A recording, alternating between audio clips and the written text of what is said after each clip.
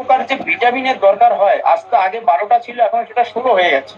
যে ভিটামিন দরকার, সেই ভিটামিন আমরা কি আদৌ কি সবগুলো খাবার দাবার আমরা যে খাচ্ছি তার মধ্যে কি আদৌ কি আছে?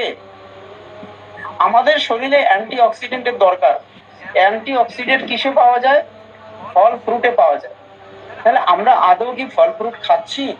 যে যত রকমের ফল হয় সব ফলে সব রকম অ্যান্টি অক্সিডেন্ট থাকে না। তাহলে আমরা আমাদের ফল ফ্রুট খাওয়া দরকার। আমাদের শরীরে যদি আমরা সেই পুষ্টিটা আনি, রোগ ব্যাধির সাথে লড়ে কি অ্যান্টি অক্সিডেন্ট। ভিটামিনের কি কাজ? ভিটামিনের শরীর কি কাজ? স্কিনকে ভালো রাখার, আপনার শরীরে হেলদি রাখার। এগুলো প্রত্যেকটা যে আমাদের ভিটামিন আর দরকার, সেটা প্রত্যেকটার কাজ আলাদা আলাদা। তাহলে আমাদের এই বিষয়গুলো ভাবতে হবে যে আমরা বাড়িতে কি খাচ্ছি।